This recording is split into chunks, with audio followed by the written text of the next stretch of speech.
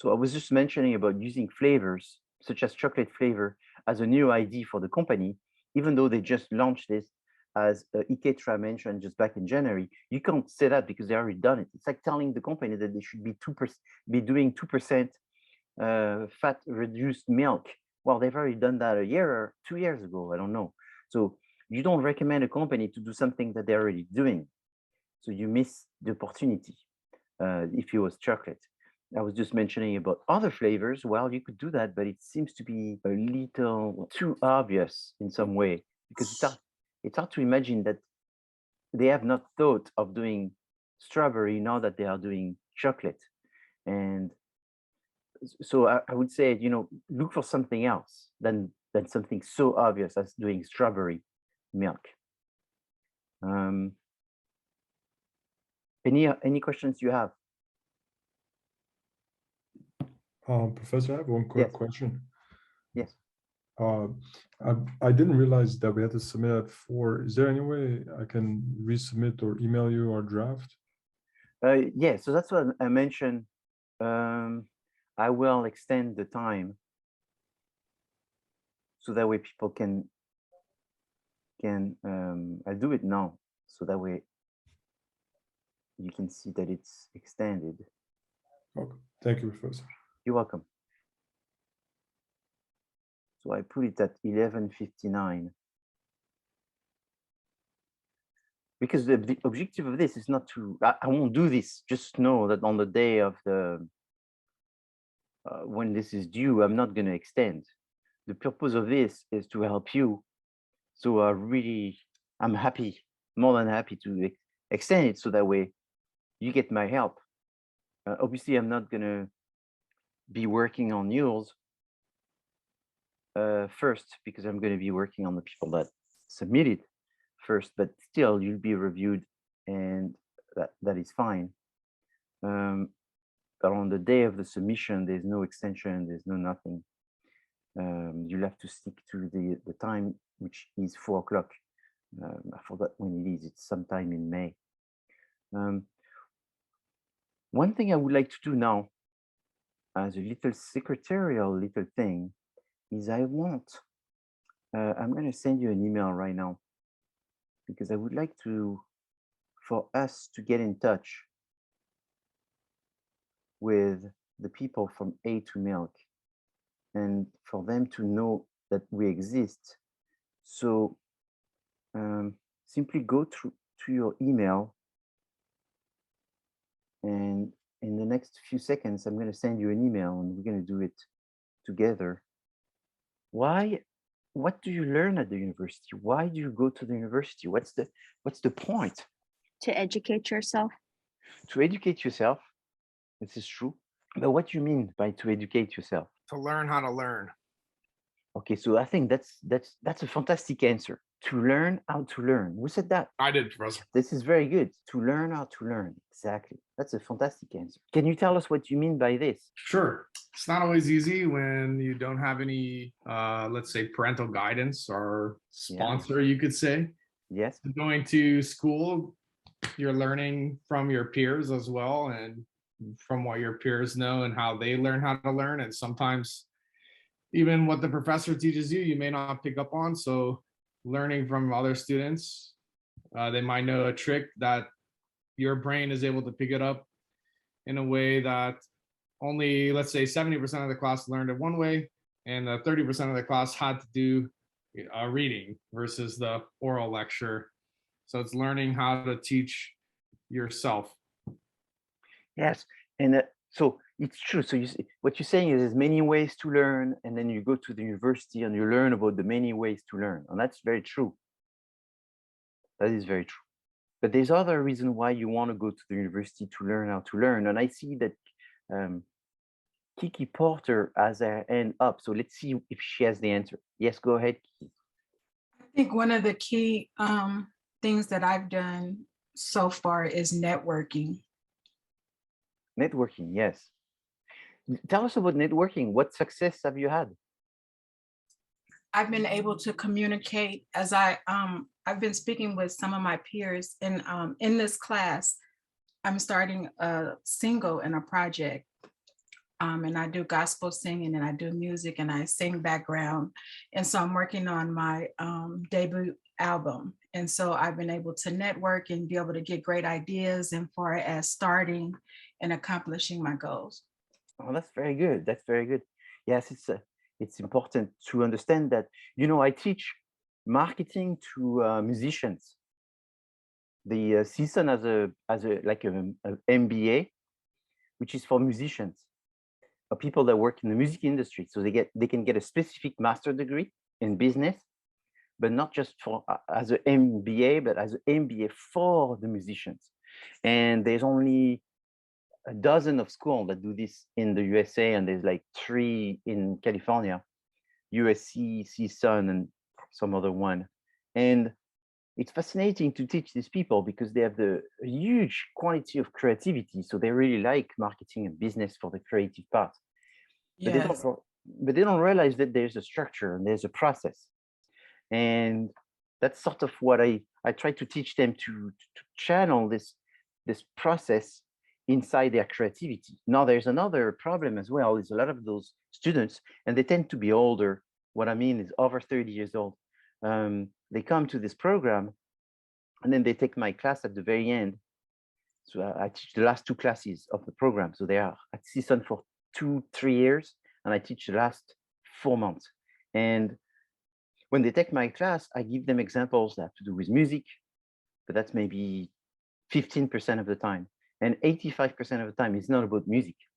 And a lot of students are irritated by this because they go, "Oh, come, you're not telling us more about music." It's because you don't know if you will work in the music industry, and you don't know in what capacity you will work in the music industry. And you may have to understand all the different processes of businesses, and you may be working in something else. And then there was one student that says, "Yes, I looked at the alumni for the past 10 years, and 70% of the graduating students in music business master actually don't work in the music industry. They work in something else." And I said, "Yes, you see, if I was teaching you how to do business for the music, just the music, then you'll be stuck in there. But I want to teach you business overall and how that applies to the music, so that way you can do it in anything." And I remember there's a student at the end of last year. So after I taught, he said, "Oh, I want to create a franchise of golf practice." And he was a musician and all this, but he wanted to do things in music, but he had this great idea of creating a golf practice franchise. And so I helped him write the first business plan, the second business plan, the revision, and he found some investors. And then so the what the students realize that you need to learn how to learn, because what you learn at the university, it's so limited, it's so little compared to all the things that you're going to have to learn between now and the next 10 years and 20 years and 30 years. The world is constantly changing, and therefore whatever you learn at the university, I'm not saying it's not relevant, but it sort of loses its relevancy as the world is changing, because then you're going to be graduated for 5 years, for 10 years, for 20 years. A lot of things change. So what you can better learn at the university is learn how to learn. That way you can constantly adapt to this changing world, and to the fact that you're now been graduating such a long time ago. The world has changed. And so you go there because you want to learn about yourself. You want to learn about other people. You want to learn the process of learning. And that way you can constantly be current. Most of the people is, it's like, I'm going to use an analogy. It's like, let's say you're not married and you want to get married. You go to the gym 2 times a day, 3 times a day. Now you're married, you never go back to the gym anymore. Why? Why do I need to go to the gym? I'm married. It's like, what? So you are not doing it for yourself, but you are doing it for just looking better so you could get married. Yeah. No, so it has to be about yourself. So you going to the university, it has to be about yourself. It should not be about getting a degree to get a job. Someone was telling me this weekend, we were talking about the wealthiest people. And this gentleman was very educated, very wealthy, very successful, and was telling me it's funny how so many rich and wealthy people went didn't go to school, or they went to school and they are dropped out of school. How come there's so many drop out of school? How come so many successful people are drop out of school? What does that tell you? And I say, well, it's not that they were drop out of school. If you actually look at the common denominator between people that succeed and the super wealthy, it's not the drop out of the school. It's their motivation. And what do you mean their motivation? Well, their motivation in how do they cope with bad news? How do they cope with the fact that things don't work out? And that is directly connected with how the relationship they had with their parents. Whoa, what do you mean? The worst was the relationship with your parents, the more likely that you will cope well with the difficult situation. And therefore, you will become someone very resilient and very independent. And that's what you find. If you look at the top 100 richest people, most of them you will see they rely on themselves, they have family difficulties, maybe they ended up going to the military, and they have this very focused mind and focus on themselves and their needs, and they constantly learning and adapting and learning and adapting, versus the people that go to the university, they get a bachelor, then they get a master, then they get a PhD. They're more likely to develop, I'm one of them, so I can say funny things about them, but they're more likely to develop some kind of vision of that they are better than everybody else and that they are sort of know everything, when in fact they may have known a lot of things on a very narrow subject at one point in time, but that subject keeps changing, and if they don't keep current, they're not good anymore. So you go to the university to learn, and after you graduate from the university, you just know that you're not at the university anymore. You don't have a professor that asks you to upload assignment at 4 p.m. on the 29th of March, but you need to do that for yourself, meaning that you need to keep yourself current and you keep yourself curious and constantly working on learning and learning more things in order to be better prepared for the world in front of you. What do you think? Do you agree with that? If you don't agree, that's fine too. Do you want any comments? No, I agree. So yes, just keep current, keep learning, keep being curious. These are the themes that we have looked in the past: segmentation, targeting, and positioning. It was a subject that we see was covered before quiz 1 and was inside quiz 1. So I'm not doing cumulative quizzes, which means I'm not going to ask you again about the just noticeable difference and segmentation, targeting, and positioning. However, I don't want you to think that this was just a subject that you had to learn in order to go through the project. I've been myself a student, and there were so many things that I learned and I wanted to forget. I have a daughter who is at the university right now, and I can see her studying, and she spends most of her time studying very hard. And the minute she passed the exam, she wants to move on and do better things. And that makes sense. There's a lot of subject that she's doing that she's not that interested.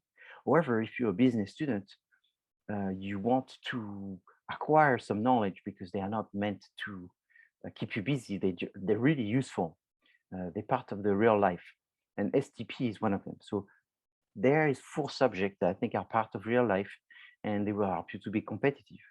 STP, to summarize it, is who are your customers? So knowing your customers, knowing specifically who they are, and understanding them is key. But to do that well, you need to do research. Then identifying the market and the changes in the market is also key. So that's the opportunities. What are the changes in the market that you can take advantage of? That's very important, and that's also done through research. Again, I'm not talking about the ideas, I'm talking really about the opportunities here and those changes. And then the last thing there I think is very important is this concept of just noticeable difference. We see it, I'm going to summarize it in a minute, but it's this idea that there are changes, there's improvements that you want to bring to the market, and they can be disruption. So the bigger the disruption, obviously, the more noticeable it is, but sometimes it doesn't have to be a huge disruption. It has to be just better, or at least it has to be perceived as being better, sufficiently enough for someone to want it. And it doesn't have to be better for everybody. You're not trying to conquer the world and be universally loved. You're trying to really focus on the need of someone specific. So the more you're specific, the smaller this group, and the easier it is to satisfy them, and therefore give them something that is noticeably better. And so that's why if you have a small business, you want to focus on a small group, a smallest group as possible to start with. And this was difficult, or more difficult 10 years ago, 20, 50 years ago, because there was very broad way to communicate and distribute. But because now we live in a world of technology, there's much better ways to be more narrow in communication and addressing your market. So it's all in your favor. These concepts were true 50 years ago, but they were harder to implement than they are today. That's the beauty. But obviously today there's more and more people that learn about this. There's more and more books and competition, therefore it's becoming more difficult because everybody gets more and more this concept. Okay. Do you have any questions? So if you learn to adapt, you therefore learn to better understand your consumers, do more research to refine your understanding of the market, and then you take some strong position and then you lead. The next subject that we will talk are specifically about the 4 Ps. The first P that we will address is the P of product. So what are the 4 Ps, just to refresh your mind? It's product, price, promotion, and place. Each one of these is a pillar of the various, the 4 most important factors that you need to focus on when developing a marketing plan. Starting with the product, which I can safely say I believe is the most important, but you could not say it's the only one, because if all you have is the product, you will be very product oriented. And marketing orientation is not to be product oriented. Marketing orientation is being customer oriented. Marketing orientation is being satisfaction oriented. Okay, so product is the product mix is inside the marketing mix, and it are all the components that are going to be attached to the product, meaning the features, the packaging, the instructions, the brand. And when you think about the product is the generic term for everything that you are planning to offer for sale. So you have goods, services, organization, ideas, people. So good. You're selling strawberry jam. That's a product because that's a generic term, but it's more specifically a good. You're selling CSUN. Is that a product? Yes, it's a product, but it's more specifically an organization. You offer vacation destination. Is it a product? Yes, because it's the generic term is a product, but it's more specifically a place, a destination. Yes, Camo, I see you have a question. That's what I was just about to ask, like how, because I know place is one of the P's, and you have put location, so I was kind of like a little. Oh yes. Yeah. So it's a location. It's a holiday destination. I mean, another one. A celebrity. A celebrity is what? Is it a product? Yes, it's a product. You know, an athlete, a model, a politician is a product, but it's more specifically people. So when you could say marketing is about product, but I'm working in Hollywood and I'm therefore working on people, more specifically in Hollywood on actors. So actors is a product and it's a specific term for it. Now you're selling a motorcycle. Is it a product? It's a product. Everything is a product because the product is a generic term, but it's a physical good. Okay, so that's a physical good. Now the Olympic Games, is it a product? Yes, but it's specifically an event. You know, mother against drunk driver. Is it a product? It's a product, but more specifically, it's an ID. Then there's another one that people tend to really understand is like, if you sell a service, is it a product? Yes, a service is a product because again, that's the generic term, and service is just a chunk. So service is the specific product, which usually is intangible. So there's different type of services. There's the services that go within the spectrum from being more tangible to being less tangible. If you go to a restaurant versus you go to Disneyland versus you use UPS, there's a different level of intangibility. UPS is intangible. They are delivering something right now for you, but you cannot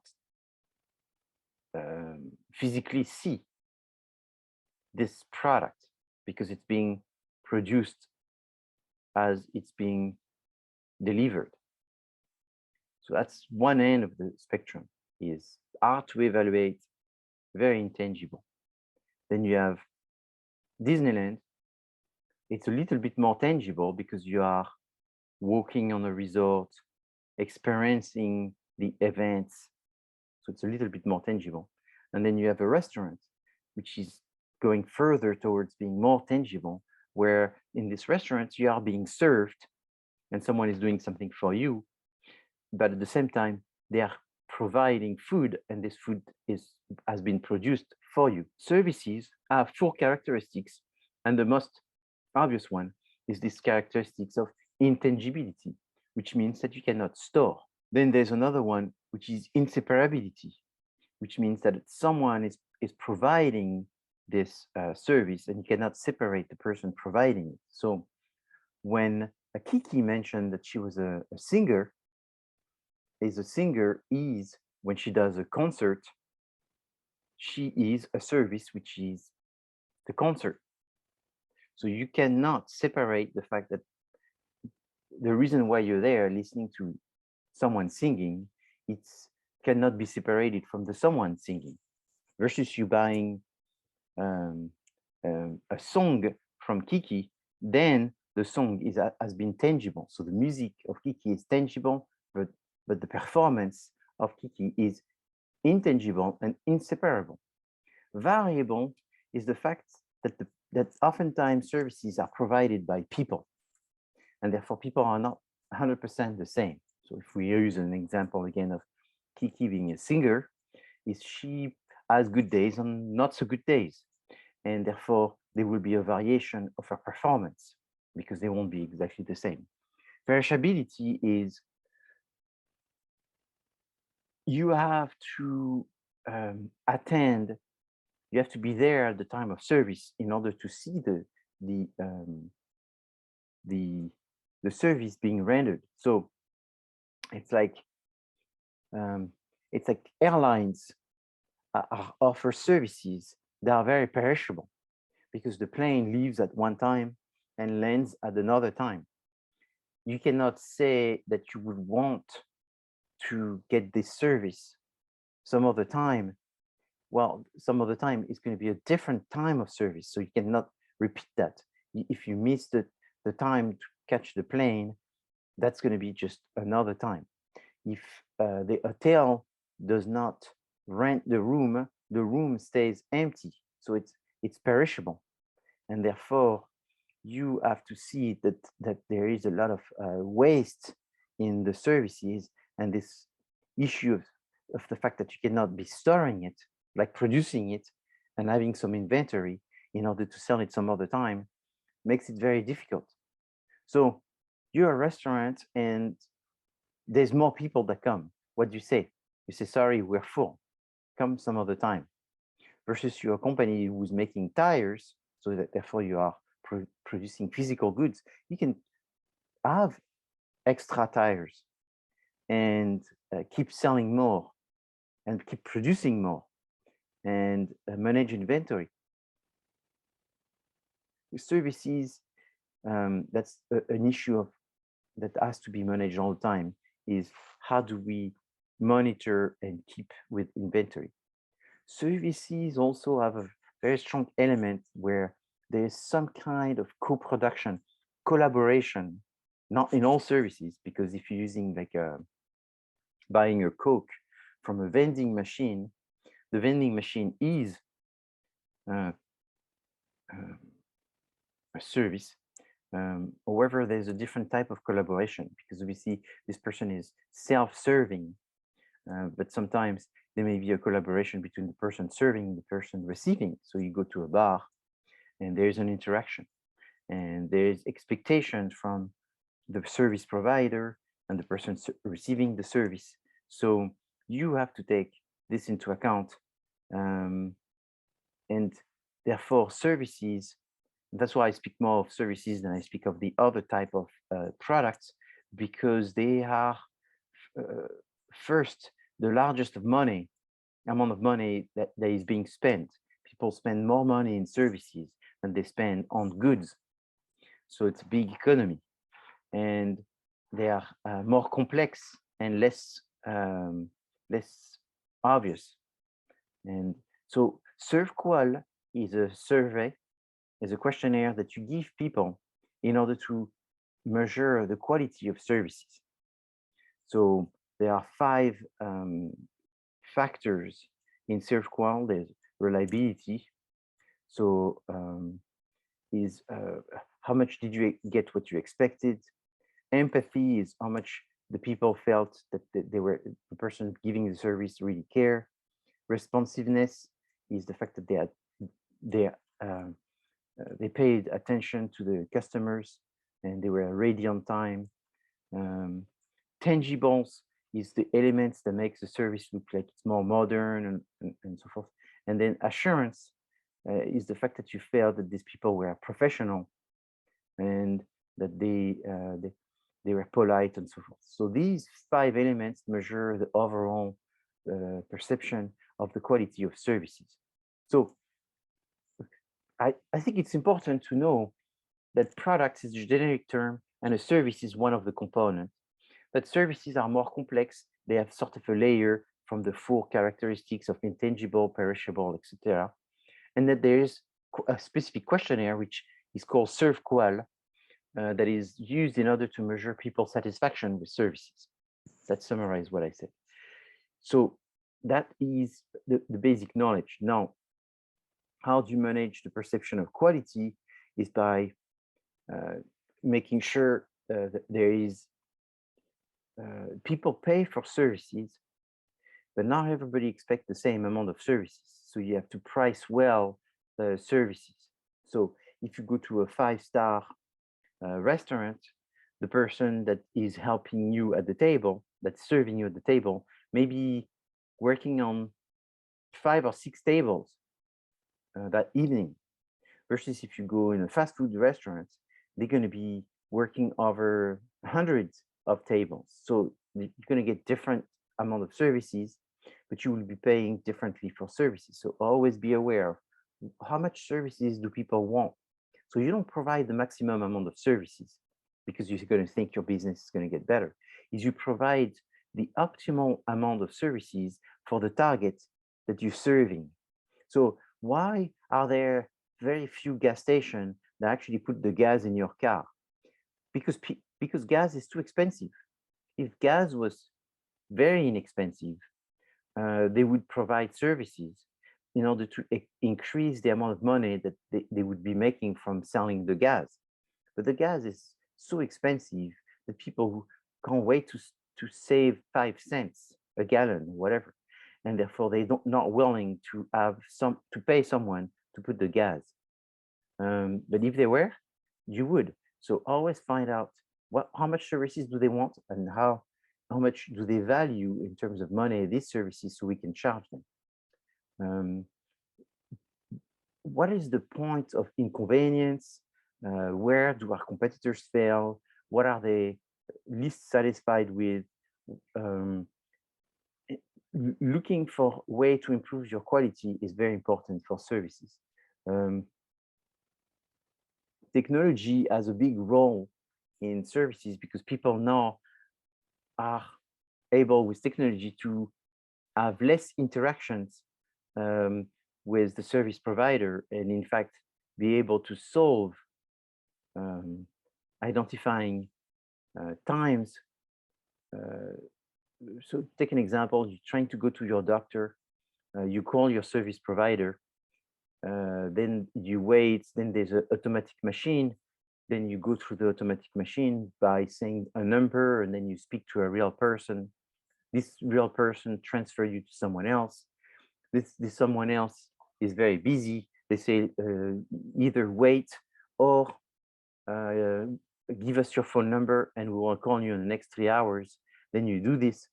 Then the day after, you just remember that the day before, they still have not called you, and it's been more than 3 hours. It's been 24 hours, and you're very dissatisfied because you pay for a service and nobody's calling you back. That's really actually is a true story. This is Kaiser Permanente for you. Yesterday, I wanted to make an appointment. I called, waited, finally got someone. They say, you tell me what's going on. I told them what's going on. And then they say, okay, we'll make an appointment. And then they say, we'll call you in the next 3 hours to tell you about the appointment. Never call me. However, you can go to the website, and then at the website, using technology, you can figure out how to make the appointment yourself, and then you make the appointment. Obviously, they want to train people to do it themselves. They want to train people to use the technology. They want people to download an app, and they want it to make it easier and more cost efficient for the organization versus people calling and speaking to a live person, because that's expensive. So technology and services are very connected, and therefore that has a huge impact on people's satisfaction with the service, but also the fact that you can improve and improve your services, and at the same time reduce your costs. Now, when you buy products, so meaning events, places, IDs, physical goods, services, you have 3 levels of products. The core is the main reason why you buy something. The actual are the peripheral reasons why you're buying something. And then the augmented is additional reasons why you may be buying a product. So using an example such as a treadmill, the core is exercise at home, safe exercise at home. That's the core. The actual product will be the different brands, the different features, the different designs, different packaging, the different quality. And then augmented will be the fact that you can pay it with a deferred payment, the fact that they can deliver it to you, and maybe there's different plans for the warranty that you can get for the product. People don't buy warranty, but warranties are augmented product that people can get as options. So now if we think about CSUN, CSUN is what? A product. CSUN is an organization. And so what is the core benefit of CSUN? The core benefit of a teaching institution is education. What would be the actual product? So the second layer. So for CSUN, the actual product would be the reputation of the university will be important. The different majors, the different courses, the different professors, that would be the actual product. What could be the augmented product of CSUN? So the augmented product could be the food services, the health services, the career placement. So these will be the augmented products. So it's important to think about products almost like an onion, which has layers, and therefore people buy the layers, but you don't want to misunderstand the different stage of those layers, thinking that something is secondary when it's tertiary, or something that is tertiary when it's primary. Products also are defined in 4 categories: convenience, shopping, specialty, and unsought. So convenience is the one that you buy regularly. They tend to be low price, mass distributed, and mass advertised. So they are like impulsive purchase or very regular purchase. You see sort of the brands to be all the same. You don't see much differences between the brands, and you don't have too much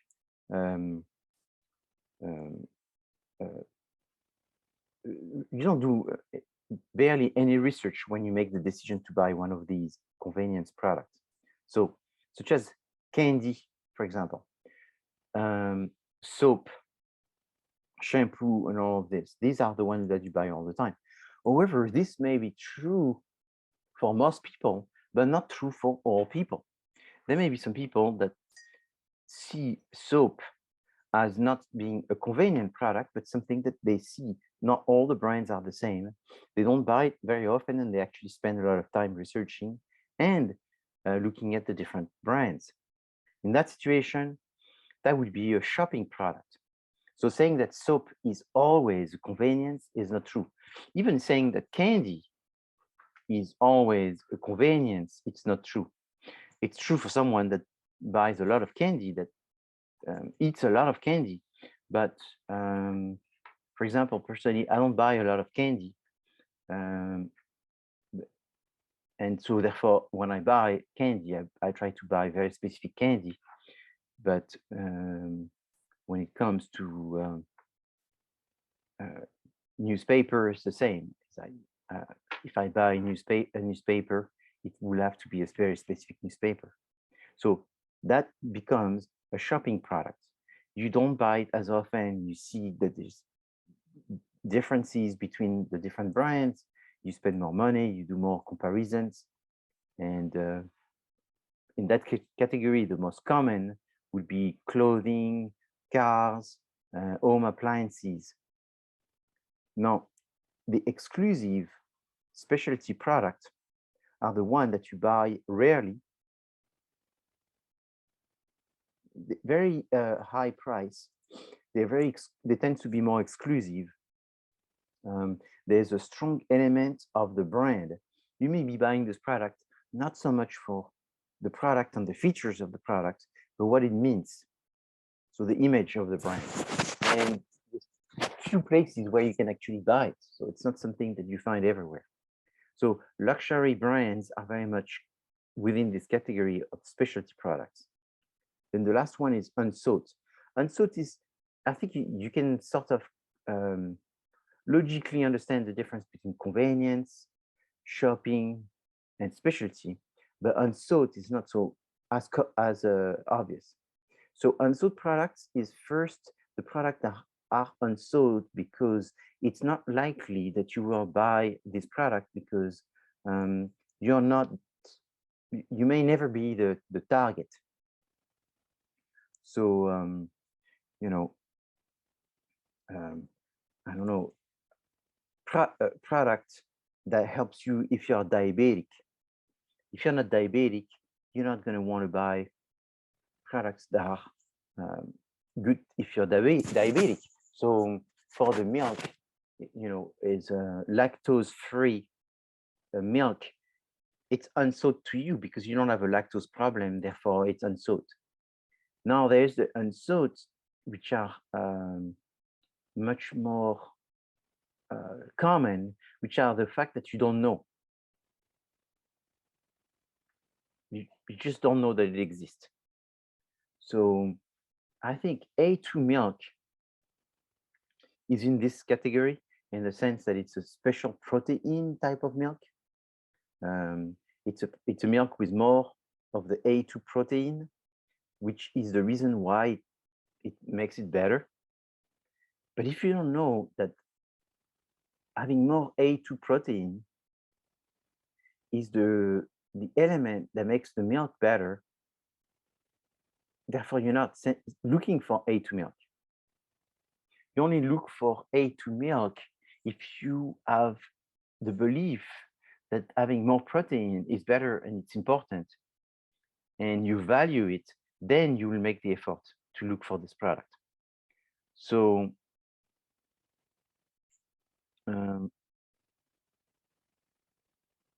milk for most people will be considered convenient I think. A2 milk, as it is right now, is sort of being a position in being shopping because you don't find it everywhere. So it's sort of a convenient or shopping and sought for most customers. Let me know if you understand this.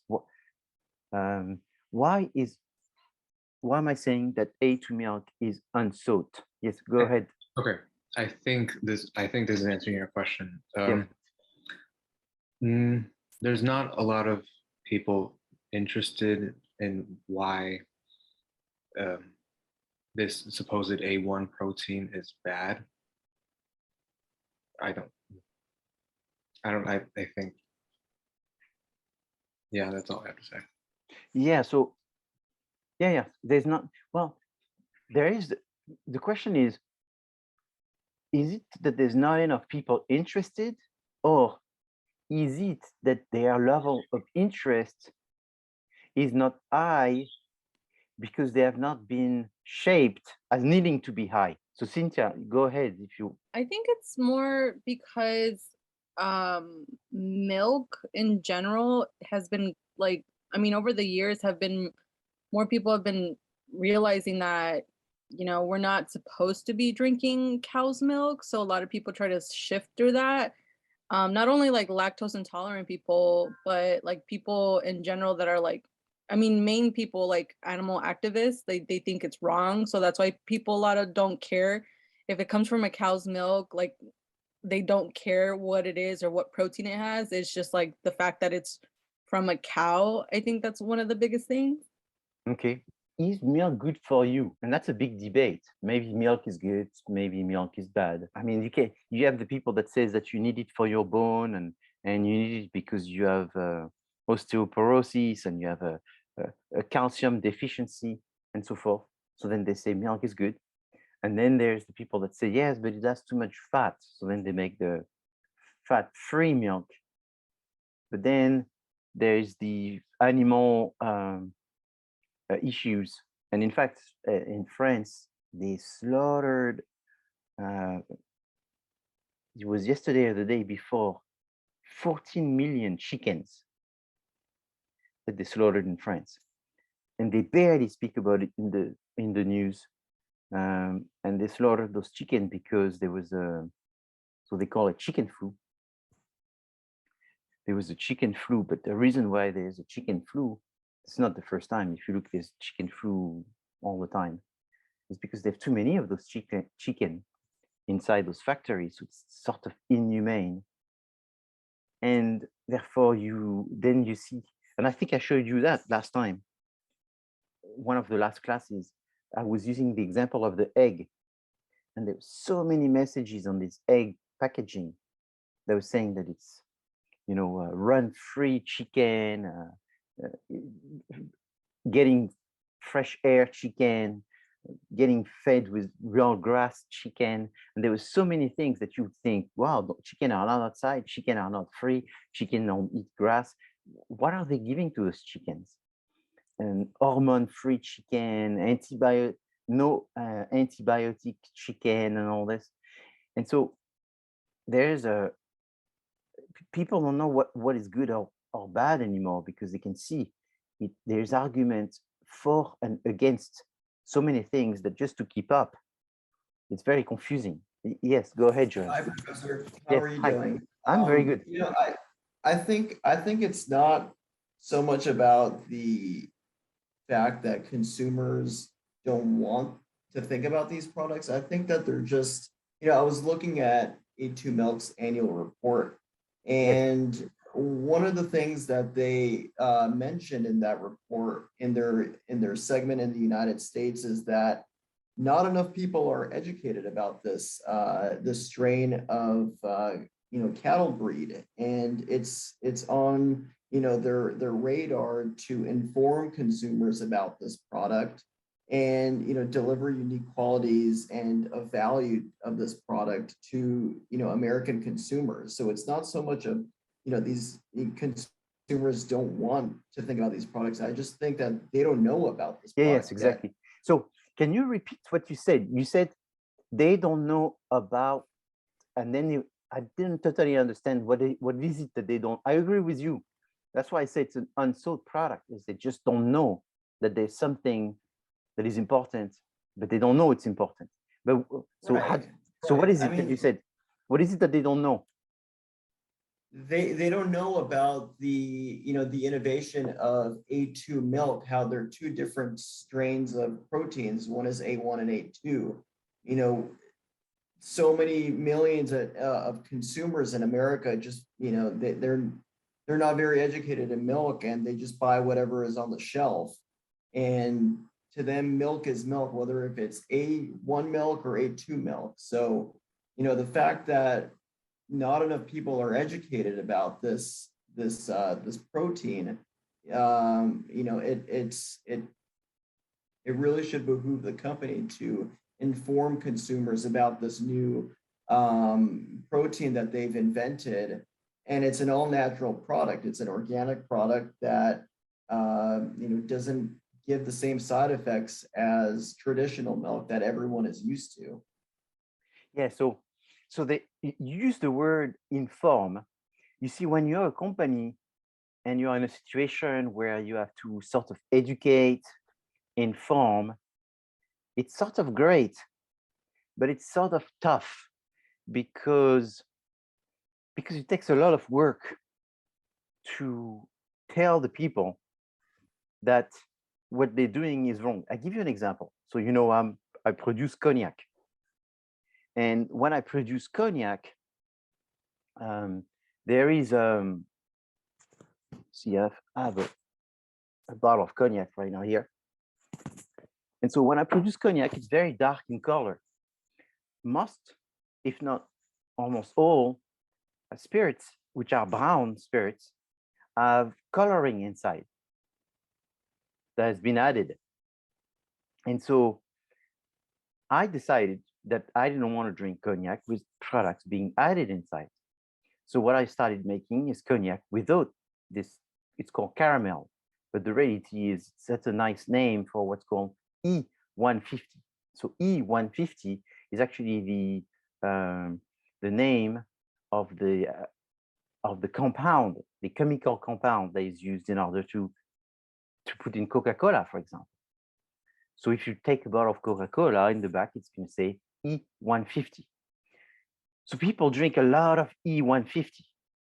I'm not a chemist, I'm not a doctor, but the more chemicals you drink, that can't be good for your health. So, I decided not to put this in my cognac, and therefore my cognacs in general are much lighter. So what happens is a lot of people, when they looked at my cognac, they would think in their head, it's funny, there's something that bothers me about this cognac. And what was bothering them is it was a little bit lighter than what they were used to. And when I told the people that it was lighter because I didn't put the E150, they thought it was cool, but they didn't buy it. What happens is everywhere in the world, there's more and more regulations on what you can sell and how you have to say things. So the new regulation, which are going to come in the US within the next 2-3 years, is that you need to write it on the back label that there's some E150, like it is on the soda. It's going to be like this on spirits. So now the spirits are quickly, the big corporations are quickly organizing themselves either to change the E150 into something else, that way they don't have to mention it, or to mention the E150, but tell people that it's fine. There's no clinical research that shows that you're going to get sick from it, because they're very good at lobbying and getting disinformation and making people believe it, because they're big companies. And so they're trying to find any other way. But what's interesting to me is that a lot of people now are suddenly realizing that there is E150 in their whiskey and all of this. And they're starting to say, oh, I heard that you don't have any. Yeah. So some people are starting to be interested in the fact that I'm the one for the past 10 years I've been talking about the fact that I don't have an E150. And so I'm becoming trendy because the world is changing around me. But it's very difficult for someone to come and try to change the world. No, I'm much, much, much, much smaller than A2 milk. But then you start to think about the fact that they have to inform. So to inform, you have to think about what's the best way to inform people. What's the most effective way to inform people in a way that it would be legal and in a way that would be cost effective, and at the same time, not speak about something that's going to inform everyone to the point that everyone is going to go look for some A2 milk, some A2 protein, but not purposively buy the one from A2 milk. Like this morning, the government of Norway made an announcement that they wanted to buy some cognac, because it's the government in Norway that buys the spirits. It's not a store or a business.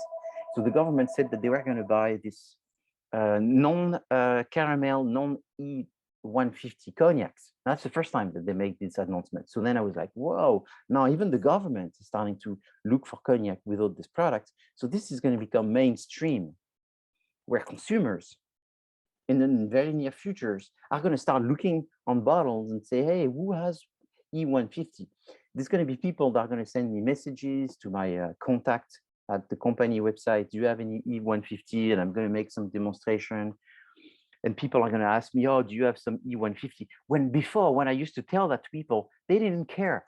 They had no idea what I was talking about. Now suddenly, this is going to become a subject, and maybe the first or second question people are going to ask me. So that's what's interesting, is the world is changing, but trying to inform everyone is in the case of A2 milk is very important. Personally, I believe that they are very successful. In fact, their distribution is going really fast. I'm surprised that it's working so good for them. But I'm also not impressed by the communication that they have, even just on their website. To me, it looks extremely basic, and it looks like it almost looks like it's a small business. It doesn't look like a very big business, and so I'm surprised.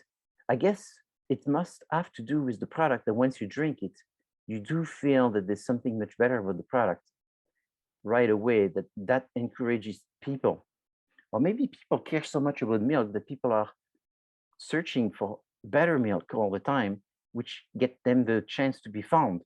But I don't know what it is, but it's definitely, I don't see that they are doing anything that explain why they're getting so successful so quickly, and why they could not get even more successful.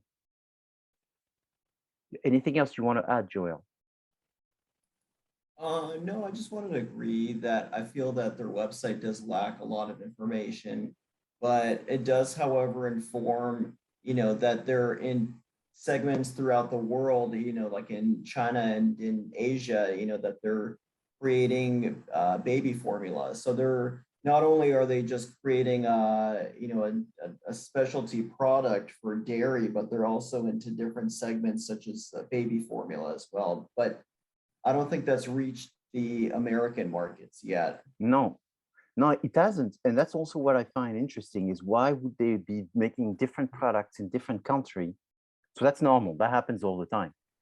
But why is it that they would not be doing it across the country? I don't see why baby formula would be more necessary in China than they would be in the US. Or maybe because they just lack the resources to be doing it all over the place. I'm just guessing. Yes, Cynthia.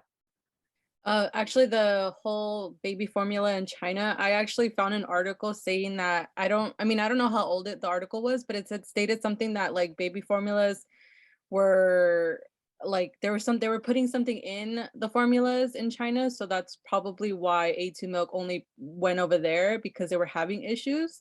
Oh, I see. I didn't read the full article, but I just remember that because I saw it the other day. Yes, you're right. Maybe for baby, there's different type of regulation in the US, and maybe there's all kinds of loops that you have to go through to be able to sell it to babies that they haven't been able to do. That's probably, that makes sense. I would not be surprised.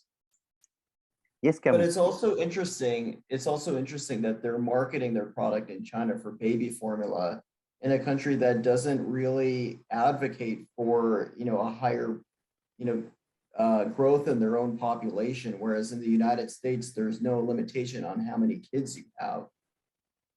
Yes, but the kids limitation, I don't think exists anymore in China.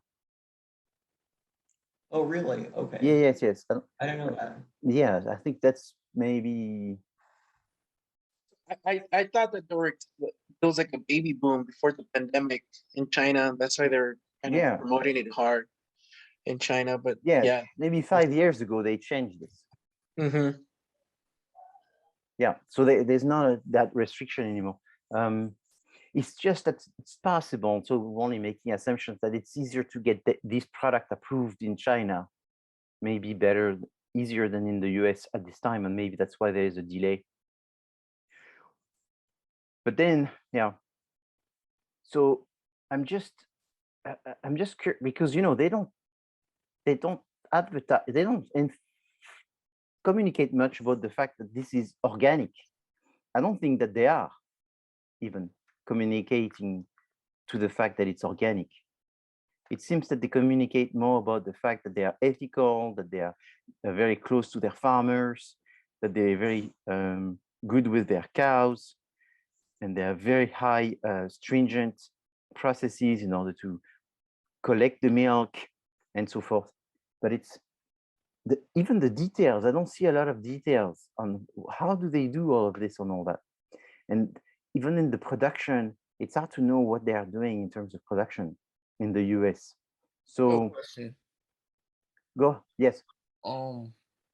Could it be that like because I didn't do as much research into HTML. I did a little limited research. I was looking into a little bit, but in terms of the communication, could they like limit the communication on the website because they're already doing pretty well, and to probably reduce like the amount of companies that may want to follow in their footsteps and limit competition?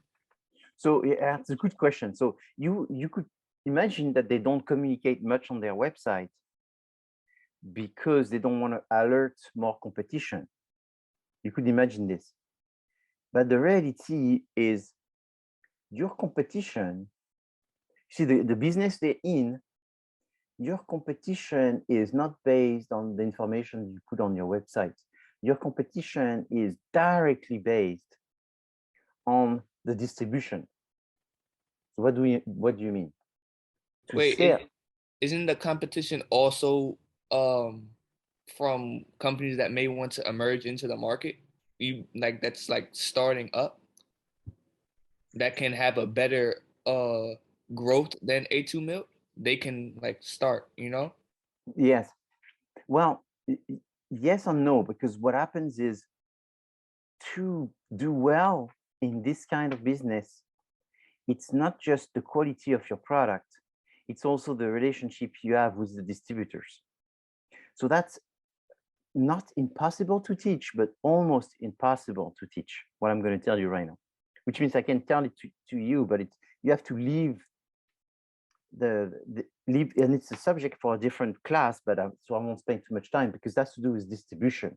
So there's one class on P for place for distribution, but distribution for them is very important. You can have the best product in the world, but if nobody wants to distribute you, there's nothing you can do.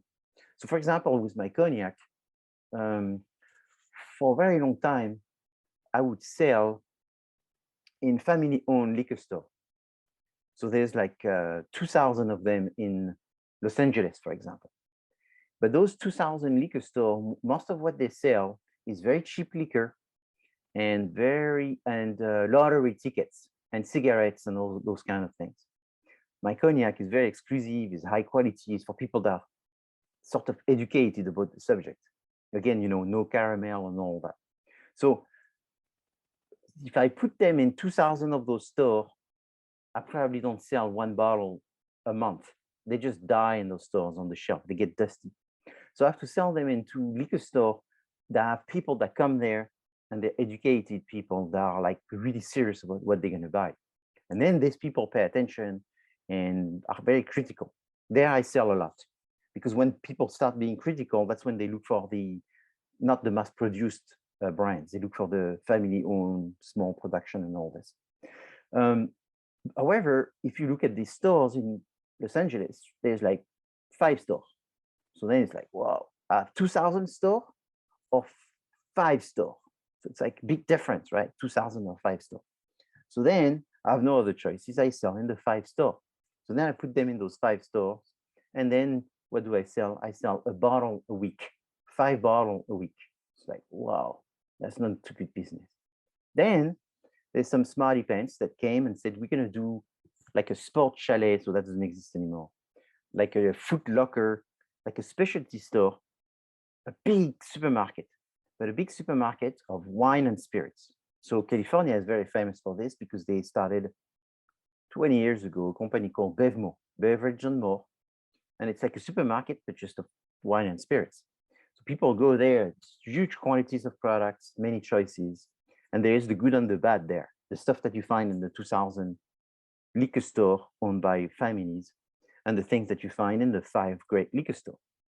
But when you're a small producer like me, to have a meeting with one of these people is very difficult because there's one buyer that decides for 100 stores in California. This one buyer is very solicited, very highly demanded, very busy, very important because there's a lot of power. And to get an appointment is very, very difficult. You can wait a year to get an appointment. So for 1 year, you don't do anything. Then you get an appointment, and then he looks at you like you're a maggot, like you're a piece of nothing. And then he says, you know what, before I do anything, you're going to give me this many products for free. Then I'm going to put it on the shelf, and then we're going to see what happens. And then maybe I'll talk to you again. So then you go, wow, so those distributors, they have this kind of power that they can give you an appointment in 1 year, and they don't even look at you in the eyes, and they make you feel like you're a maggot, like you're a piece of dirt. Yeah, that's what happens. So when you're a brand and you're trying to come up with a milk that is really good, and you want to be sold at Albertsons, oh my God, good luck. Because Albertsons, that's going to take you not a year to get a meeting. It's going to take you 10 years to get a meeting for them to approve you and put you in the shelf. So how do you do it? Well, there's a lot of things that you need to do. You know, you need to do a lot of things before they get you an appointment. When you get an appointment, you better be ready. And so usually it comes from how much money you have to invest, because those big distributors, they don't care. There's few things that makes them move. One is fear of missing out. Is they don't want to be not selling a product that their competitors is going to start selling. And then you don't sell it and the other one is selling it. And then people are starting to say, you know what, I never go to Walmart, but I think I'm going to go to Walmart today. Why? Because I want to try that milk. You don't want them to do that. You don't want them to go to Walmart and then when they go to Walmart and say, oh, I haven't been for a long time. Gee, it's pretty good. It's changed. It's much better. I think I'm not going to go to so-and-so anymore, but I'm going to go to so-and-so anymore. So those supermarkets are smart about keeping people's eyes pointing, looking at them. So they don't want to be not distributing something that could be very good. And it's this old dilemma, which is that you want to distribute the things that are good that people don't go other places to find. They can find it at your place, but you don't have too much space that you can take everything in hope that you have everything, and therefore there's no need to go to somewhere else, because that's called Amazon, where you can find everything. And therefore you fight the distribution network by constantly having too much, too little, the missing things, the new thing that you should have taken, the new thing that you should have not taken. And it's this constant balance that you need to have. So that's why I said, trying to teach this to someone that's been working 10 years in the business is very easy. To try to teach this to a younger person that is sort of, hasn't had 10-year business experience, it's a little difficult because you have to have the pointers and you have to have seen some of this with your own eyes to see how it works. So for A2 Milk to be getting so much traction and doing so little communication, I'm pretty impressed. How much communication have you seen? Who has seen A2 Milk ads or anything? Have you seen them in TV, TikTok, newspaper? Is anyone getting a lot of communication from that? Have you seen some? I didn't know about this product until I started working on the project. Yes. Okay. I got to be honest, I didn't even know A2 Milk existed until you forced us to do this project. I forced you. I haven't seen any ads or anything, but I do see it in stores now.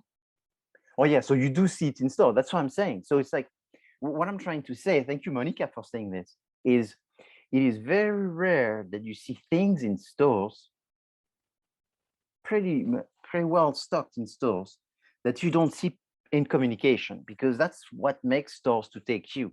If you go to see a store and say, hey, I'm going to sell you a new product, I'm going to sell you this new product, nobody knows about it, but tomorrow it's going to be in every bus stop, it's going to be in the Super Bowl, it's going to be blah, blah, blah, blah, blah, blah, blah, all over the place. And we are hiring this big agency that's going to do TikTok and Instagram and FaceTime, book and whatever. And you tell that, the distributor says, okay, I'll take it. Why not? It's going to be all over the place. People are going to not resist, because they're going to go like a sheep, go, bah, I've seen it on TV, I've seen it on my phone, I've seen it on my screen, okay, and then go there. The problem is I don't see it anywhere, but it's making a good track in the store. And that's, for a marketing professor who practice marketing on a daily basis, you don't see very often. And I'm just curious to see what's their secret to be in the store before being in the media. And I've seen just nothing in the media. Have you seen anything? Anyone seen something that they saw in the media that was pretty cool? Oh, I found some YouTube videos just from the news. Like, it seems like 4 years ago they reported on it, but I didn't know anything about it. But there's a couple of news channels reported about A2 milk, but a lot of it was word of mouth. They reported somebody was like, it was like a grandma or something, and then she mentioned it to her kids, and then it kind of spreads like that. But it was interesting. Yeah, but can you imagine what you just said? It was a grandma 4 years ago that was reporting in the news. That's it. That's all we have. That's all you have. That's all I have. Yes. And so what I'm trying to tell you is, do not think that this is the norm. And I'm blown away as a professor, because I've never seen this. I've never heard of this, and I just don't know how you do that. I don't know. I don't know everything, and definitely not. And but I know a lot. And in marketing, this is not the norm. It doesn't even go against the norm. It's absolutely the opposite of what you should not be doing, and therefore they're doing it. So that's pretty remarkable. The only thing I can say is, for something to work that well with doing no communication, is the product's got to be absolutely amazing. And that's the only rational explanation, is if you have a really like a crazy good product, that the product is just like, it's a disruptor. And then people just take the product and they go, wow. And then it just happens. You don't need to communicate. You just make the product as good as it can be, and people are just going to, Professor, I think what helps is that the taste of the milk it tastes the same as the regular milk. There's no difference in taste. Well, that's very true. No difference in taste. Yeah, no difference in taste. That's so important. So yeah, so if the product tastes good, maybe tastes slightly better than average, looks the same, feels the same, everything the same, the price is acceptable, and you have no, it's like you're drinking milk, you have no indigestion. Right. I think that's one of the key things as well. It doesn't hurt you. And a lot of people that have problems with regular milk find it better. But I also found during our research that on their site, and in the latest media, in the news, when you click and you go into their site, you can see like new product, right? And it's the Hershey chocolate milk. Yes. And then it allows you to click on it. And once you click on it, it asks you, and it automatically takes you to find the closest to milk to you. Yeah. Right. And then it gives you an online buying experience to where you can purchase it and have it sent to you. So I think that's one of the things that they're using, but they're also utilizing like Tesla. They don't have to, because their product is so great. Yeah. Yeah. Well, You know, Professor, yeah. I bought the milk at Gelson's, and I used the what she was saying, the locator, and I couldn't find Gelson's on their list. So I was kind of hesitant going into Gelson's because it was close by. Yes. And I said to myself, is it going to be there? Is it not? And it was, but it was kind of small. It wasn't through the A2 Milk Company. It was through Alexandria Farms, and it was small and it was expensive. Oh, That's yeah. something that I noticed. So it was not the same brand, you mean? It was A2 Milk. It was just not the A2 Milk Company brand. Professor, Oh, I saw that same brand that he's talking about, the Alexander. I tried, actually, I didn't know about A2, but I noticed it was in Sprout. So after I start working on the project, I knew about A2. So then I go there, yes. I saw A2 yogurt, but it was Alexander brand. Oh, Yeah, it was a okay. different brand, and I tried Different it. brand. Yeah, and it was actually really good. Okay, Yeah, so I'm using that brand for my kids too, the Alexander. okay, so what happens is that they're using the concept of A2 milk and protein, I suppose, as a model, as a type of product. And then there's different brand, the Alexander, the A2 milk company. Okay. So it's, yeah, so they are getting competitors, and that's the thing, is they're gonna get, you see, I was reading Jack Stober comment, and I think and I'm spending a lot of time on this because I'm sort of brainstorming with you, because I want you to see, I've done this for 27 years, and I've been very successful with the students. And like just this morning, I got an email from a student from 2 years ago, and he's in Germany right now, and he's telling me how much he's like the class because he's using it in Germany 2 years after, and he was giving me an explanation. So that was this morning. The discussion we're having right now, it's like a board of directors discussion, is we're thinking about how do you go to really understand what is going on. And so to me, what Jack is saying there is probably very true, is that is their product is good. A lot of the things that they do is good, and they're doing well, but they don't have an effective marketing, effective enough where they could do even better. So it's not like it's like our job is, it's kind of not always that way, because our job is not to tell them that what they're doing is wrong, but that they could do a lot better. And I think, oh, look at that, Costco is doing a private label now, someone just said. So the problem is this, is Costco is doing a private label. Alexander is already there. The problem is they could be forgotten. They could be losing their position if they don't take a much more bold, I think, a much more clear positioning of being the brand to go to for the A2 protein milk proposition. So to me, and I don't want you to tell you what I would do, because I don't want you to do what I say, but as just a brainstorming, is I think the company is not, their positioning is not super clear. So meaning, what does this brand means? What should they be known for? And when you go see on their website, I don't have it open anymore, but they tell you about the fact that they care for the climate and the environment, they care for the people, they care for their farmers. They have like 4 blocks. I thought this looked good. In a way, it's kind of simple, and it makes me feel like, therefore, this company is not like a big for-profit type of company. It's not like Nestle type of thing, because Nestle would never do the way they do it. It would be so much more commercial. The marketing will be stellar. Probably the marketing would be the best versus the products, right? Versus here, it seems to me that the product is amazing. and their marketing is not as good. It's like A in product, C in marketing versus Nestle would be the all the way around.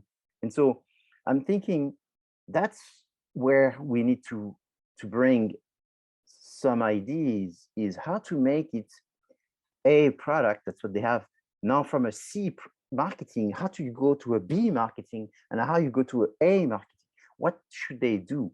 What's your inspiration? And it can only come from you being who you are, because I know the students will have some fantastic vision of what needs to happen, but you need to look at the market and think about what's missing there, what's not. They need to be more exciting.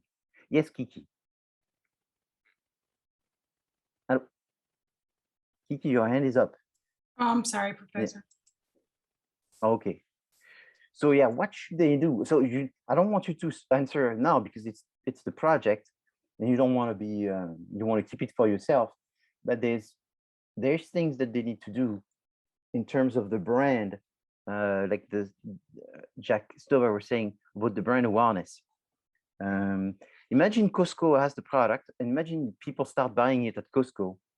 What will be the incentives for people not to buy it at Costco, but to buy it at Costco, but to buy the A2 milk brand? What would be the incentive? If it's at Costco, it becomes a commodity, and it's just, what do they need to do? Because I mean, Costco can't be the leader of every type of product. Obviously, they have someone who's producing it for Costco, who's producing it for Costco. It could be A2 Milk who's producing it for Costco. That's also a possibility. Usually, if it was A2 Milk that was producing it for Costco, you would also see A2 Milk there, but it doesn't have to be, but usually you would see it there because that would be part of the exchange. So we had a long sharing on the subject of the unsought product. The reason I spent some time on that is because I wanted for you to see that there's definitely something going on with this unsought. And after having been spoken with you, it becomes more clear. That's I don't want to say a key problem, but it's a key problem. And so you have to work around this key problem by how would you go about it to make it less unsought. And also, you don't want to go crazy thinking, because obviously something that is unsought, the one way to solve the problem is by having a huge, very expensive mass communication. But that's not super realistic. So therefore, you have to think about some other ways before you think about the Super Bowl commercial, like, oh, why don't we do 20 Super Bowl commercial? Well, yeah, that'll definitely stop this being an unsought product, but it's not realistic. So think about more realistic way of fading, slowly fading the fact that it's unsought. It's never going to be, maybe one day it will be known by everybody, but I think it's too on the unsought side and not enough on the people realizing that there is a solution. The solution for milk may not be that there is some kind of issue with milk, but that the milk that people have issues with are not that great. And that may be the solution. So moving on from this is the concept that we're going to talk about is it's actually a strategy. So what are the 4 basic strategies? The 4 basic strategies are corporate strategies, which means they are company overall strategies, such as market penetration, new product development, market development, and diversification. So these are the 4 corporate generic strategies that cover 70% or more of the strategies in marketing. Then you have more corporate strategies, but you also have strategies that are still core strategies, but they are within the P, within the product, within the price, within the place.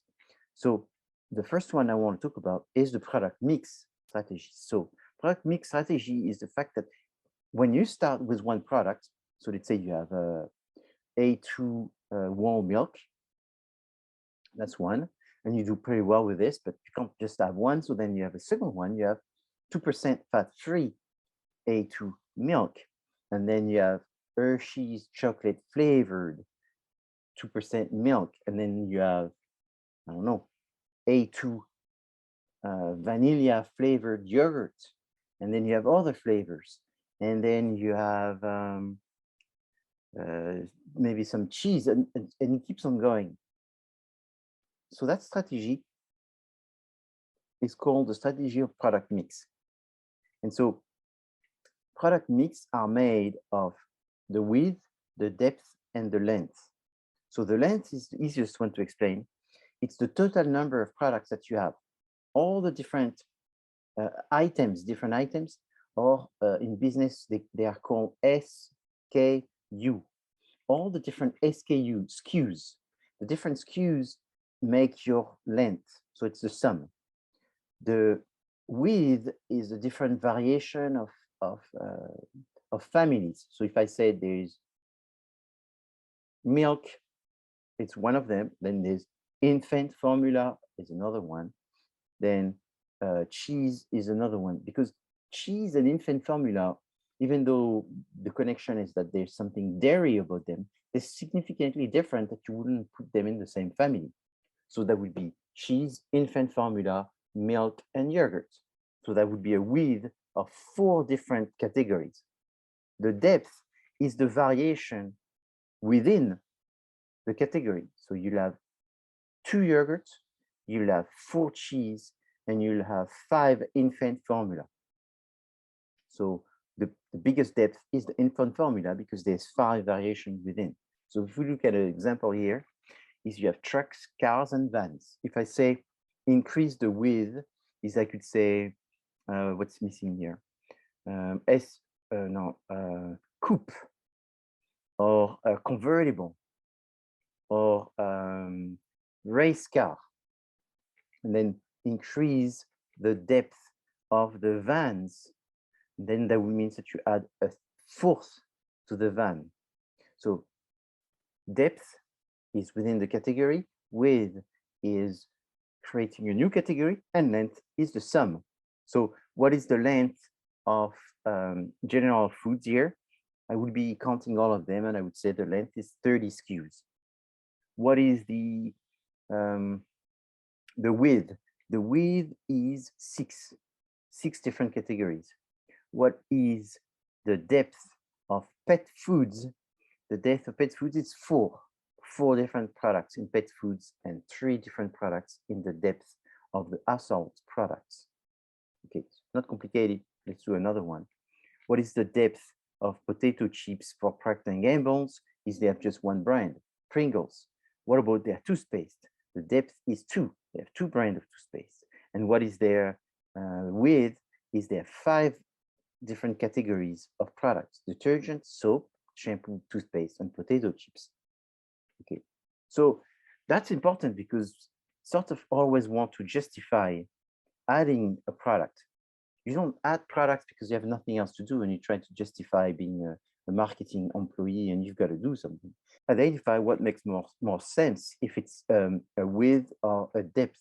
Obviously, a width is more work than a depth because a width is a new category and therefore you start in something totally new. Now, when you're looking at the width, depth, and so forth, you're also looking at sometimes the issue of downstretch and upstretch. So what that means is that there are different level of quality for your product. So they can be level of quality, or you could be saying level of reputation or level of prestige of your product. And therefore, you could use the fact that your product is high in prestige to go even higher or to go lower in order to harvest the brand. So obviously there's pros and cons. If you have a high prestige brand, why would you create a lower prestige brand? That doesn't make any sense. Well, it does, because if you have a high prestige brand and you do a down stretch, it's not because you want to destroy your high prestige brands, but it's because you want to harvest the fact that you could go with a product actually less prestigious in order to gain from the overall prestige of the brand by selling more products and suddenly having a fast increase of sales and profits. Because sometimes you could have a brand that is high in prestige, but is barely surviving. And then you could use the prestige in order to make the company survive. So you are like, I don't know, Bentley, and you make 3,000 cars, not even 2,000 cars a year, and you are borderline bankrupt. And now you say people think very highly of Bentley, and we're going to make 10,000 cars, and people will buy it because it still has the brand Bentley, but the price is 4 times cheaper. Still expensive, but 4 times cheaper, which means it's sort of the price of a Mercedes with the Bentley badge. So if you do that, you obviously will damage the overall brand. And this may be a one-time trick. You can't repeat this too many times. If you do, there's still some erosion on the overall brand year after year. So line extensions are very important, and using a car company here, we can see that companies have been doing this for a long time, where they extend upward stretch, downward stretch by improving people perception of the company's capacity by extending what they're capable of.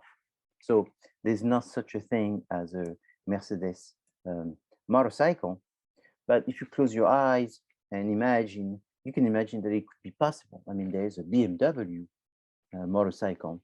I don't see any reason why there would be no Mercedes motorcycle. So this example of Giorgio Armani, Armani Exchange, Armani Jeans, Emporio Armani. And so obviously there's a lot of downward stretch, upward stretch that companies do. The decisions that you make is what should the product have? So in terms of attributes, these attributes therefore creates what the brand is known for, what is the brand, and these attributes helps you design the packaging. So the product attributes are the quality. So there's like a spectrum from low quality to high quality. So you have to decide where you want to be. And then there's the amount of features and the benefits people will get. And then there's a question of the different design that the product will have. So when you speak about design, it's hard not to bring Apple in the picture because they're very famous for their design and constantly changing their design. And in fact, sometimes they change their design to the point that they have old design that come back in the form of the new design. So if you look at the iPhone, it's sometimes round, sometimes more square, sometimes back to round, and sometimes back to square, and they keep changing because they want people to see the difference between the different generations. Otherwise, if they look too much the same, that's not good design.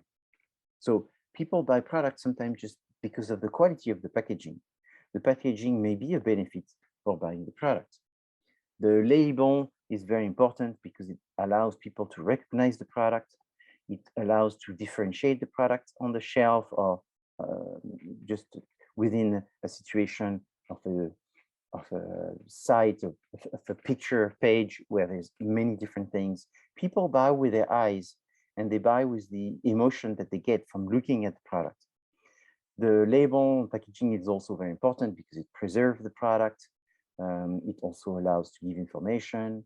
It allows to have information not just for the consumers to make a decision to buy, but also for the consumers, for the distributors and the retailers to manage the inventory of the product. So this is a beer that now is over 10 years old, but 10 years ago, the concept of craft beer did not very much exist. Well, it existed, but it was not popular, let's say. So craft beer were not popular.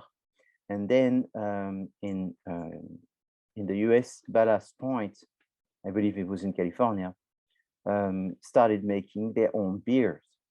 And obviously making your own beers was nothing new, but they made the beer in a packaging that really caught people's eye. And there were people back then said that those beers were made for young people. They look like not the serious beer, old school beers. They look much more almost like too many colors, too bright, and well, too much whatever. Eventually, this brand won a lot of prizes for their design and their packaging. And I perceive myself that this was one of the elements, besides the fact of the quality of the product, that made this beer company very successful. Just to put it in matter of context, it was a company that was making just a few $1 million that almost overnight started making billions. So they went from 2-3 million to $1 or $2 billion in a very short matter of time. It cannot be explained just because of the design of the bottle, but it can certainly be understood that this is an element that contributed to that success.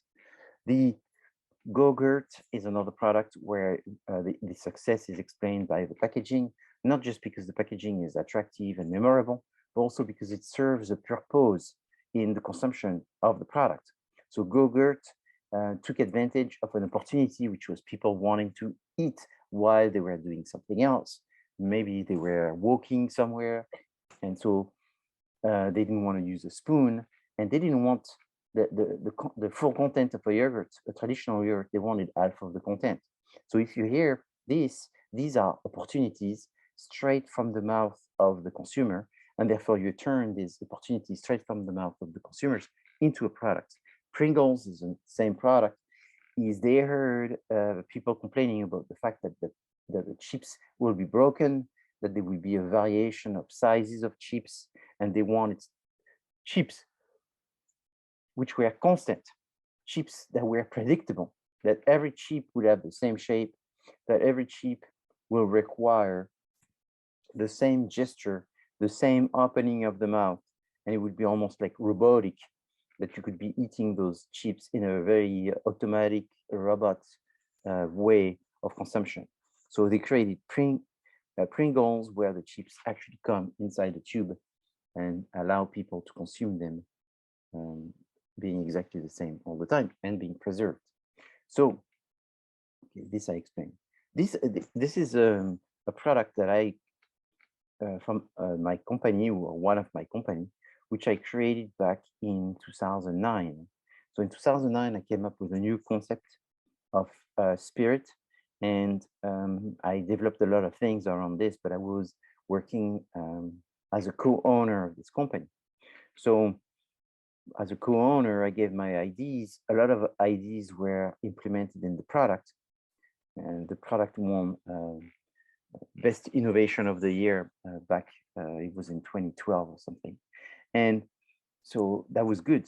Already, I was very happy with the innovation, and I sort of left the part of the design of the product to my partner, who made the design that you can see on the left side. So this design was, from a quick glance, very attractive because it was very modern, and it was sort of a disruption in this industry, which was sort of going towards looking older and older, when in fact we created an innovation that was sort of refreshing the category, but so we didn't want to use an older look for this presentation. So we used something much more modern. However, it went so modern that people were confused. They thought it was a wine. The brand was hard to identify because, in fact, the brand had to be read by tilting your head, which was it's a no-no in marketing most of the time. When you try to force people to read, normally is a no-no.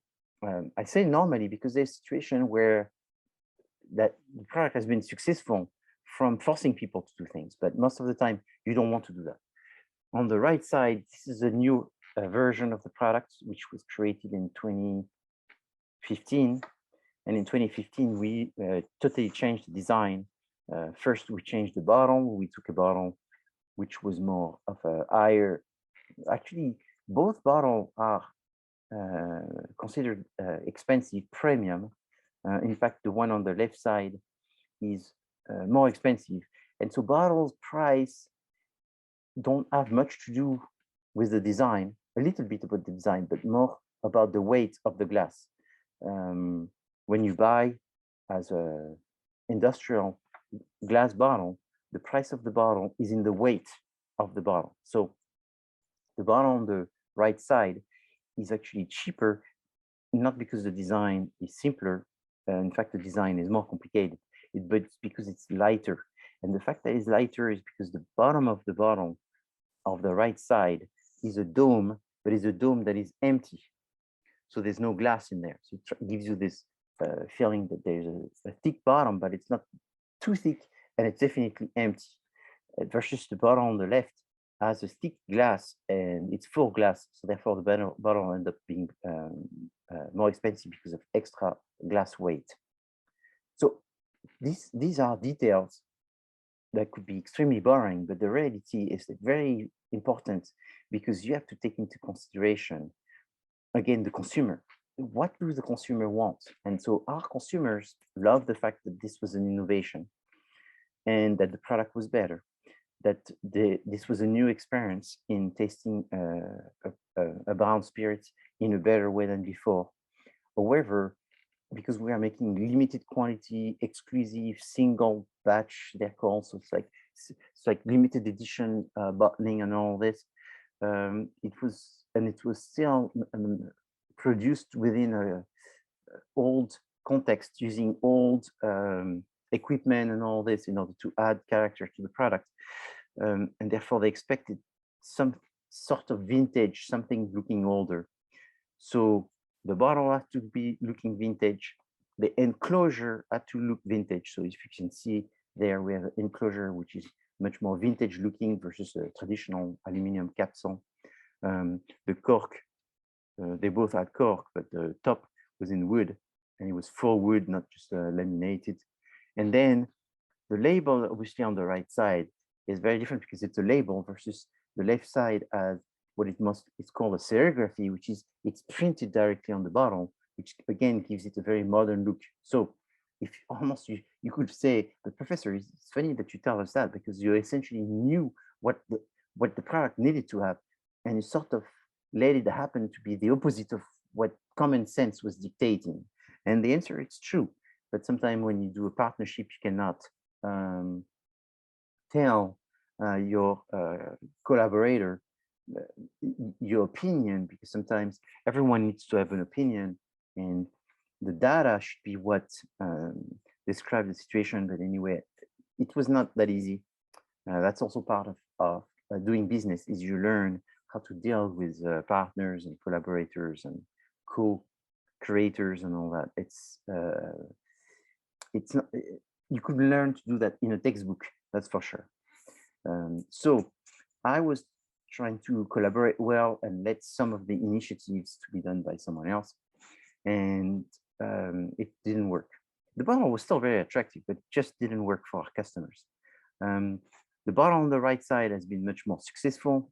In fact, we won a number of recognition for the designs. This is a different presentation for a very different product as well. What we try to do is take advantage of a trend which is still going on. This was back 4 years ago, but it's still going very strong, which is that people absolutely rave about whiskey made in Japan. What's interesting is the concept of Japanese whiskey actually doesn't require for the whiskey to be made in Japan, and most of the Japanese whiskey that people buy in America is not made in Japan. It's made, some of them probably even made in America, then shipped in Japan, put inside a bottle, slap the word Japanese whiskey on it, and then sell it back to the Americans that are very excited to be drinking American-made Japanese whiskey. It makes no sense. And until people are aware of that, it's never going to change. People are still going to be drinking Japanese whiskey made somewhere else. What's the percentage? The percentage of Japanese whiskey made in Japan is extremely small, and most of it is made outside. So marketing always wins. If people are excited to buy Japanese whiskey, let it be, give them what they want. So that's what everybody's doing right now, making a lot of money. However, I won't go into the details of this, but I decided to make a French cognac, which was made by being aged in a barrel, which was produced in Japan. And so, without being too technical, it's made with oak, so means oak trees, which are grown in Japan. And then eventually that barrel was called Mizunara, which is the name of the oak that grows in Japan. These are the most revered. They produce just a few hundred of those barrels, and they only give 1 or 2 overseas every year under the Japanese government agreement. So I was able to get the only barrel that came out of Japan in 2016, I think. And so we aged our cognac inside this only one Japanese oak barrel. And then we sold it in a very fancy cigar box with 2 cigars. And we sold this bottle for $15,000. So it's a $15,000 gift. It's always nice when you have someone that makes you a $15,000 gift. And so we sold this bottle in only, unfortunately, in Dubai, because in Dubai they're so rich that $15,000 doesn't scare them. It's like Las Vegas plus. And there we were selling this a brandy which we call Ippon, which means perfection in perfect gesture, perfect movement, like the exact perfect behavior. And so to sell it for $15,000, I had to do something quite remarkable, see, because it was not just a liquid. And the fact that we put it inside a Mizunara cask is I sourced an amazing crystal bottle that was made in very limited edition. In fact, they only made 60. And this crystal bottle that they made only 60, it was produced by probably the most famous crystal glass maker in the world called Lalique. If it's not the most famous, it's one of the 3 most famous. They only made 60 bottles of these. And then I bought all kinds of different equipment and accessories in order to justify the price of $15,000, which is still, today I'm thinking it's hard to justify, but for a collector that owns a helicopter and a yacht and several houses and all this, they need to have something really fancy when it comes to spirits. And for these people, $15,000 to have something that is extremely rare is a good price, because they need it. It makes sense to them. It doesn't make sense to the rest of the world, but it makes sense to them. So my point here is that people do buy packaging, people do buy products as long as it makes sense. And so you can sell everything and anything as long as you have the right target. And people buy with their eyes, meaning that if they feel that it looks like something, it therefore looks like what they think it looks like. So this company called Jack Motors, Jack Motors is one of the largest car manufacturer in the world, totally unknown in the United States. You cannot buy a Jack Motors, but it's huge. And they are essentially in China. And as you can see, there's a Mercedes here, and then there's a Jack. And the Mercedes, it's very hard to see the difference between the Mercedes and the Jack. If it looks like a Mercedes, it's a Mercedes. Here's a Range Rover produced by Land Wind X7. If it looks like a Range Rover, it's a Range Rover. If it looks like a Porsche, maybe it's a Porsche. If it looks like a Rolls-Royce, maybe it's a Rolls-Royce. That's another company, Geely, that it's huge. I would not be surprised that in 50 years, we'll be driving either a Google or a Geely, no more Tesla. And so brands are very important. People buy brands. People buy brands, and more than sometimes they buy the products of these brands. So what's a brand? A brand is a name, is a term, is a sign, symbol, or design, or a combination of all of these in order to identify the products that one seller is selling and therefore needs to be differentiated among all the other brands. So it helps to be recognized and differentiated. For the consumers, brands have a set of promises. There's a promise. There is the fact that you will get something and you sort of feel secure, safer by buying from a brand. It makes it easier to make a decision. You know, what you're going to buy. I'm going to buy tires. Have you bought tires before? Never bought tires before. What brand of tires do you know? Oh, I know Michelin, Goodyear. Okay, here's Michelin and Goodyear. Do you want these tires? Yeah, I know those brands. I know nothing about tires, but I know those brands. Maybe I'll take those brands. So brands make it easier for people making decisions. Brands have some association, some meaning. Therefore, that's what people buy, is they don't really buy the brand, they buy the meaning of the brand. So it's like, do people buy products? Yes, but not always. What else do they buy? They buy the brand. They buy the brand. No, they buy the meaning of the brand. Okay, so it's the identity. It's important to know that. So for the manufacturer, it helps you differentiate your brand. It helps you organize the stock and inventory. It gives you legal protection. It creates people to keep buying the brand. They get loyal to the brand, and it gives you a competitive advantage. So branding is therefore this idea that you need to give people meaning to a name and eventually associations. So brand, it gives contact because you have a logo, you have a slogan, there's repetition, and eventually people start making connections between the words. Volvo, safety, BMW, driving, Mercedes, engineering. So there's a constellation of different connections between the brand being associated with certain people, maybe associated with certain areas, associated with certain causes, maybe having to do with sustainability, maybe having to do with the climate, maybe having to do with the person, the founder of the brand, some kind of image. So a brand, it needs to be taken with extra consideration. And so the brand needs to be something that people like. The brand needs to be something that can be transferred to different product categories. So you don't want a brand that locks you in too much into a category. In general, sometimes you want, I mean, it's like, can you buy Häagen-Dazs, I don't know, makeup? No, Häagen-Dazs work for ice cream.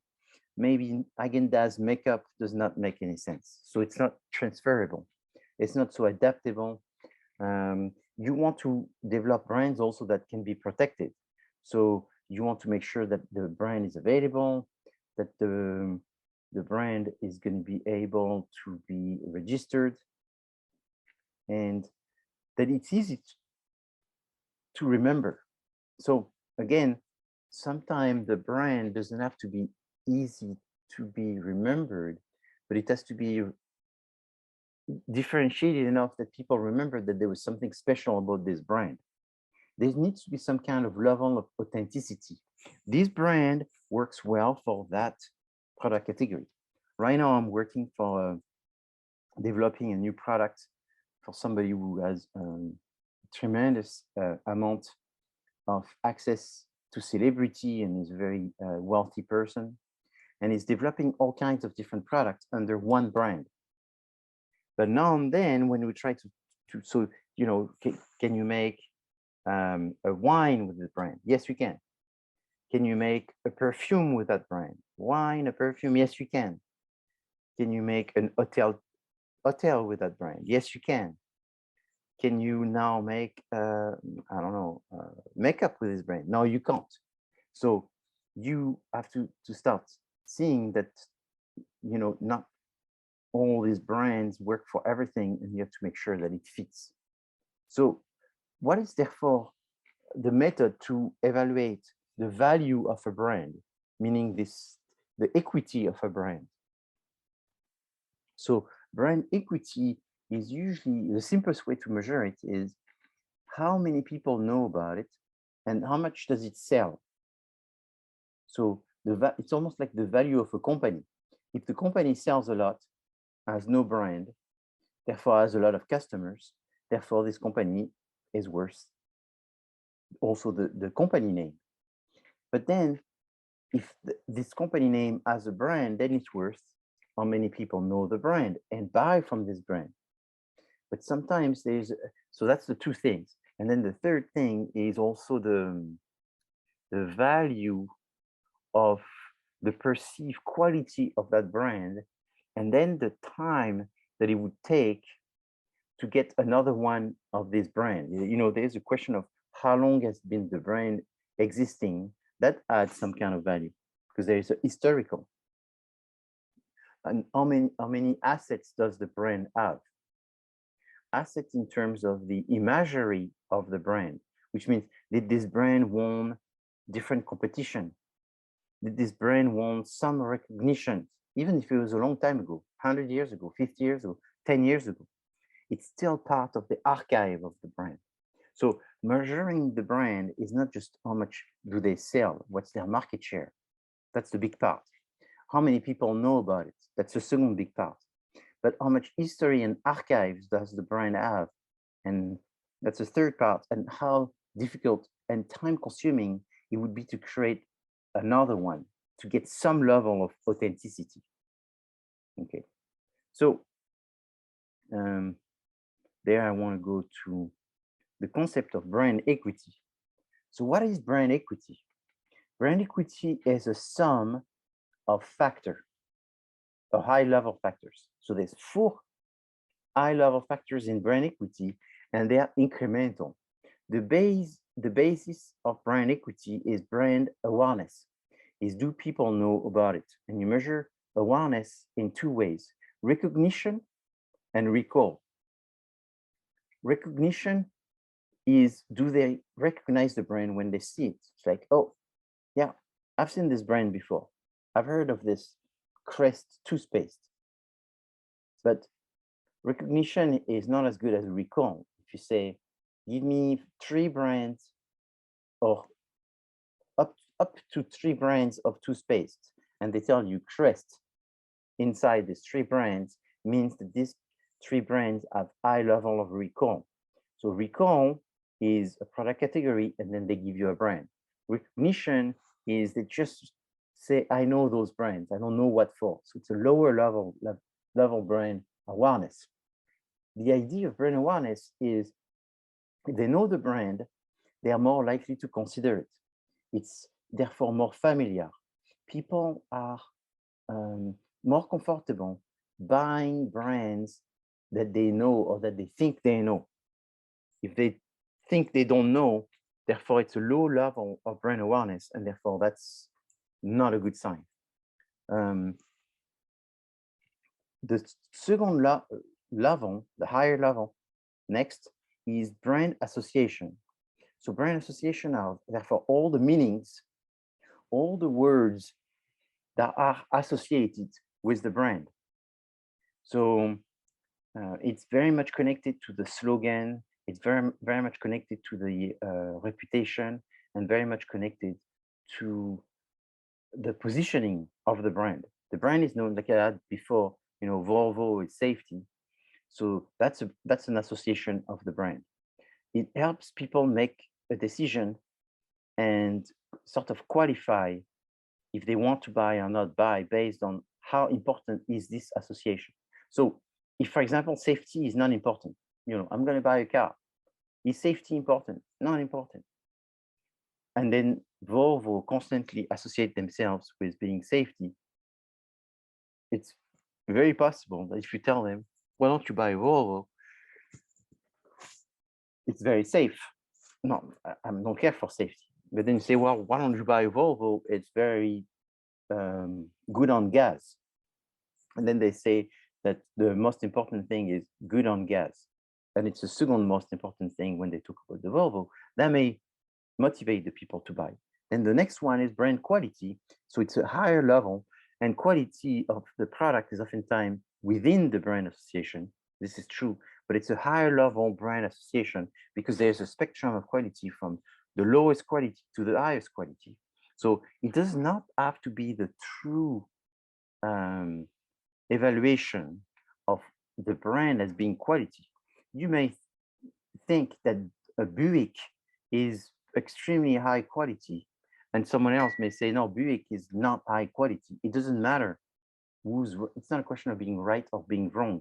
It's a question of who believes its quality is what's important is that who you want to believe its quality. So if you say, we want female to believe that Buick is quality, and then all the male says Buick is terrible, it doesn't matter that male think that Buick is terrible because your target are females. And then you ask the females and the female says, yeah, Buick is very high quality. Perfect. The pursuit of the truth is not the matter that interests marketers. What interests marketers is the pursuit of satisfaction of the target.